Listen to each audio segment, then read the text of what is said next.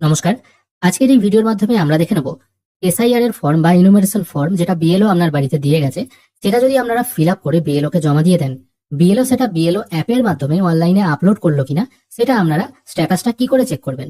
অবশ্য বলে রাখি, স্ট্যাটাস চেক করার জন্য আপনাদেরকে এই voters.eci.gov.in এই পোর্টালে চলে আসতে হবে। এই পোর্টাল থেকেই আপনারা কিন্তু স্ট্যাটাসটা দেখতে পারবেন আপনার ফর্মটি আপলোড হয়েছে কিনা। এই নিয়ে আমি অলরেডি ভিডিও বানিয়েছি, কিন্তু ভিডিওর কমেন্টে কয়েকজন কমেন্ট করেছেন, তাদের জিনিসটাকে আমি ক্লিয়ার করতে চাই। অবশ্য এখানে আমি ফিল ইনুমারেশন ফর্ম এই অপশনটায় ক্লিক করব এই ওয়েবসাইটে আসার পর। এরপর এই ভোটার্স পোর্টালে যদি আপনার আগে থেকে রেজিস্ট্রেশন করা থাকে, তাহলে সেই ফোন নাম্বার আর এখানে ক্যাপচাটি আছে, এটা ফিল করে সাবমিট ওটিপি করলেই আপনারা এই পোর্টালে লগ ইন হতে পারবেন। আর যাদের এই পোর্টালে আগে থেকে রেজিস্ট্রেশন করা নেই, তারা সাইন আপ অপশনে গিয়ে ফোন নাম্বার পুট করে সাইন আপ করে লগ ইন করতে পারবে। আমার এই পোর্টালে রেজিস্ট্রেশন করা আছে, আমি এই জন্য ফোন নাম্বারটি পুট করে লগ ইন করে নিচ্ছি। লগ ইন করার পর এখানে আপনার নামটি শো হবে যদি আপনি নাম দিয়ে রেজিস্ট্রেশন করে থাকেন। এরপর আমি ফিল ইনুমারেশন ফর্ম একদম এই উপরের দিকে যে অপশনটি আছে এটির উপরে একবার ক্লিক করব। তারপর এখান থেকে চুজ করে নিতে হবে আপনার স্টেট। আমি আপাতত ওয়েস্ট বেঙ্গল চুজ করছি। তারপর আপনার এপিক কার্ড নাম্বার বা ভোটার কার্ড নাম্বার 2025 সাল অনুযায়ী যেটা আছে সেটা এখানে টাইপ করে সার্চ অপশনে ক্লিক করবেন। সার্চ করার সঙ্গে সঙ্গে এখানে যে স্ট্যাটাসটি আসবে সেটা হচ্ছে এরকম: your form has already been submitted with phone number. মানে আপনার যে ফর্মটি আছে সেটা অলরেডি সাবমিট হয়ে গেছে।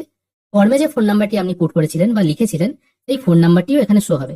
শুধুমাত্র এইটুকু স্ট্যাটাসই দেখাবে যদি আপনার ফর্ম সাবমিট হয়ে যায়। যে ফর্মগুলো আপনারা বিএলও কে দিয়েছিলেন সেই ফর্মের কথা বলছি। আর অনলাইনে যারা সাবমিট করেছেন তারা তো আর অনলাইনে দ্বিতীয়বার ফিল আপ করতে পারবেন না। একবার সাবমিট হয়ে গেল মানে রিসিপ্ট জেনারেট হয়ে গেল, ওটাই হচ্ছে আপনার প্রুফ। যারা অফলাইনে করছেন মানে বিএলও কে দিচ্ছেন, তাদের ক্ষেত্রে যদি ফর্ম আপলোড হয়ে যায় সেক্ষেত্রে এরকম দেখাবে, তার সাথে ফোন নাম্বারটি দেখাবে। এবার আপনি আধার কার্ড নাম্বার, বাবার নাম, মায়ের নাম এগুলো বিএলও ঠিকঠাক টাইপ করেছে কিনা সেগুলো দেখার কিন্তু উপায় নেই। যদি ফোন নাম্বার এখানে দেখেন ভুল হয়ে গেছে, আপনার ফোন নাম্বারটি এখানে নয়, কোনো একটি সংখ্যা মিস্টেক আছে, তাহলে বিএলওর সঙ্গে যোগাযোগ করবেন। বিএলও আর বিএলও অ্যাপের মাধ্যমে আপনার সঠিক ফোন নাম্বারটি আবার আপডেট করে দিতে পারবেন। তখনই কিন্তু স্ট্যাটাস ইমিডিয়েট চেঞ্জ হয়ে যাবে। এবার যদি দেখা যায় আপনার ফর্মটি সাবমিট হয়নি এখনো, মানে বিএলও কে জমা দিয়েছেন, বিএলও কিন্তু তার বিএলও অ্যাপের মাধ্যমে তখনও আপলোড করেনি, সেক্ষেত্রে কিরকম স্ট্যাটাস দেখাবে? তখন কিন্তু আপনাদের সামনে এই রকমের স্ট্যাটাস চলে আসবে, যেখানে আপনার সমস্ত ডিটেল চলে আসবে। এখানে বলা হচ্ছে আপনার ভোটার কার্ডের সঙ্গে যে ফোন নাম্বারটি আছে সেই ফোন নাম্বারটি পোর্ট করে সেন্ড ওটিপি করে আপনি অনলাইনে আপনার ইনুমারেশন ফর্ম জমা দিতে পারবেন। আর অনলাইনেও যদি আপনারা একবার ফর্ম সাবমিট করে দেন, তখন কিন্তু দ্বিতীয়বার আপনাকে আর সাবমিট করার কোনো অপশন দেবে না। তাই যারা বলছেন বিএলও কে ফর্ম জমা দেওয়ার পর আমরা যখন স্ট্যাটাস চেক করে দেখছি আমাদের সমস্ত ডিটেল চলে আসছে, এর অর্থ হলো বিএলও কিন্তু তখনও আপনার ফর্মটি সাবমিট করেনি। যখনই বিএলও তার বিএলও অ্যাপের মাধ্যমে এই ফর্মটি আপলোড করে দেবে বা অনলাইনে সাবমিট করে দেবে, তখন কিন্তু আর এই অপশনগুলো আসবে না। ঠিক একটু আগে আমি যেটা দেখালাম ফর্ম অলরেডি সাবমিটেড, ঠিক ওই রকমই লেখা আসবে। যাদের ওই রকম লেখা আসছে আগের মতো, তাদের জানবেন ফর্ম সাবমিট হয়ে গেছে।